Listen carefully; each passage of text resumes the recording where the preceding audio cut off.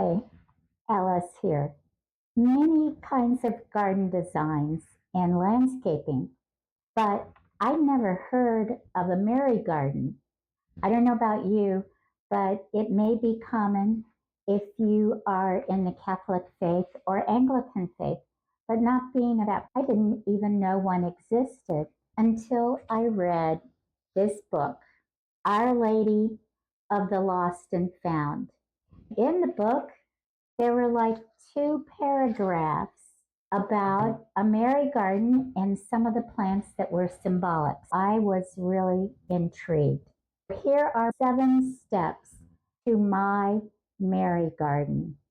I had to do some background to find out what it was and what it contained. I knew there were pollinator gardens. I've heard about rock gardens, Zen gardens, all kinds of gardens, but I'd never heard of a Mary garden.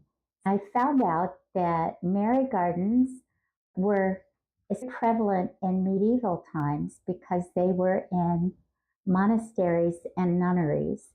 And plants that were considered symbolic of Mary were even encouraged by St. Jerome for regular people outside of the monastery in the cloistered life to include them in their garden. They included all kinds of flowers and herbs. Mary gardens, as I've come to find, are considered a sacred space, and I've always been intrigued by areas in public gardens, in parks, in home landscapes that seem to have a special energy about them. They are calming, they're used for reflection and meditation, and that's essentially what the Mary Garden is. It has 2 aspects to it. One is that it's usually a smaller space inside a landscape, a more private, secluded environment, perfect for reflection and meditation. Second aspect is that there is some kind of a statue or representation of Mary, and this is Mary, considered the Mother of God, Mother of Jesus in Christianity. So I thought, why not do a Mary garden? And certainly if I can do one, if you're interested, you could do one too.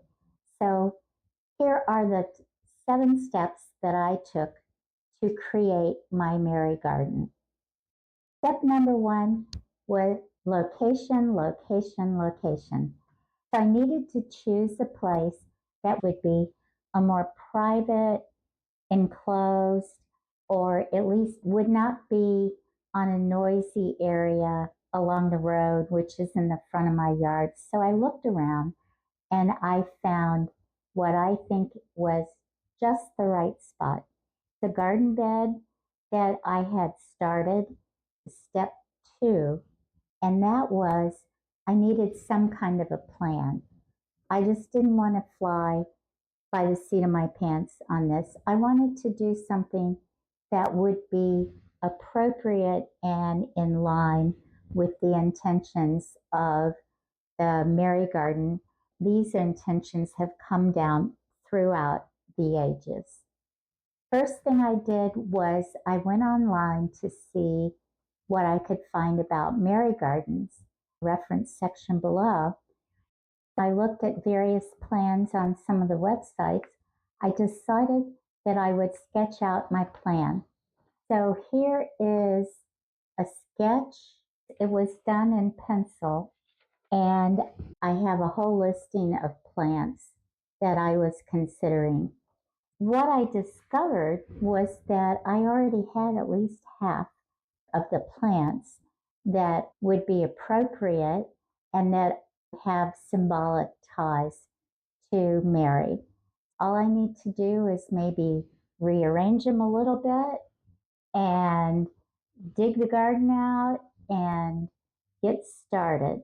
My third step was to prep The garden bed, I wanted to expand the size and I wanted to improve the soil so that there could be a variety of plants, especially flowers and herbs. Here's what I did. This is the area.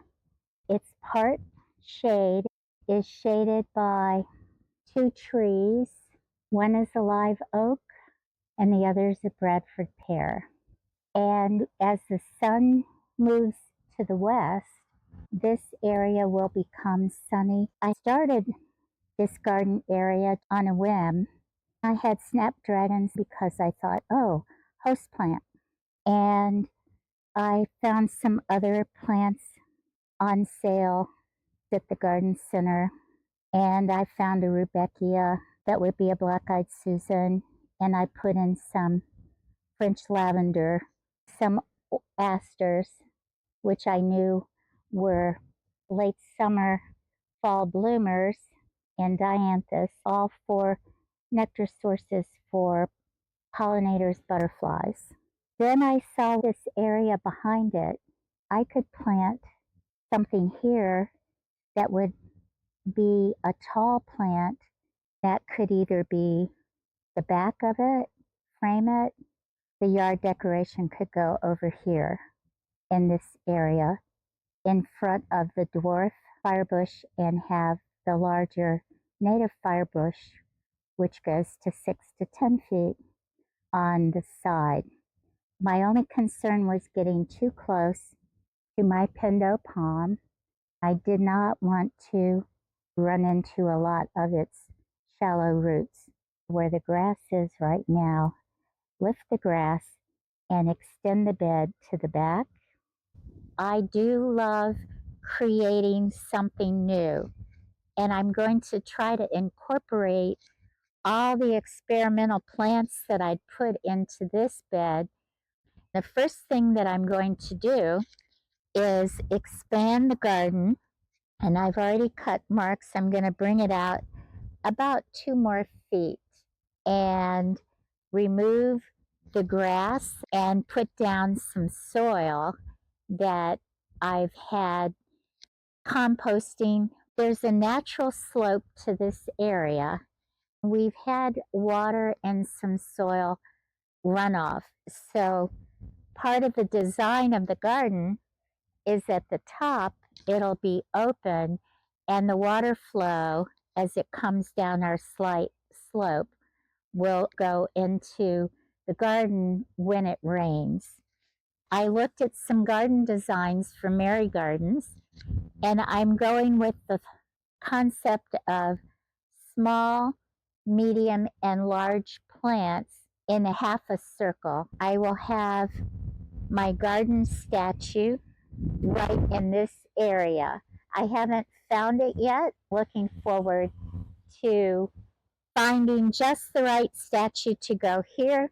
I'll have plants all in front and probably a small path through the garden to help with weeding and maintenance. First thing I do is measure so I know what I'm dealing with, because I have a tendency to buy a whole bunch of plants. I want to make sure that what I put in is not too crowded and will grow and thrive. And that's to 11 feet and 3 more feet. That makes a total of 14 feet long. I'm going to add a couple of feet in the front of it and take it back here to 11 feet. So it's going to be 14 by 11, maybe 12 if I come back here. I'm just taking a sit down for a minute, and I will be starting on planting my native firebush. This is a plant in the North Florida. When we get a freeze, it dies back. We just leave everything as it is. We don't cut it back until middle of March. Then we'll cut it back and it will come out from the roots and grow an amazing 5 or 6 feet during the growing season, which would be spring, summer, and fall. This plant is the native plant. That one is considered a dwarf, called compacta cultivar from a native plant. Got the weeds out, dig my hole 1.5 times the size of the pot. I don't want it too deep. I want the top of the line of the plant to be level with the soil around it. Take my plant out and inspect the roots. Pretty pot bound. Using my small hand saw, cut some of the bottom of the root to help the plant grow. New roots. I'm using my fingers to press down. What there is to do now is water. That was a little bit more than a gallon. I'm going to put my layer of mulch around, and this will help maintain the moisture. I'm going to put my garden art right here. Thanks for watching. I hope you enjoyed the video. Thumbs up appreciated. Comment below with any experience that you've had. Here's some videos you may be interested in watching next. And if you've not yet subscribed, subscribe. Garden yay! See you in the next video.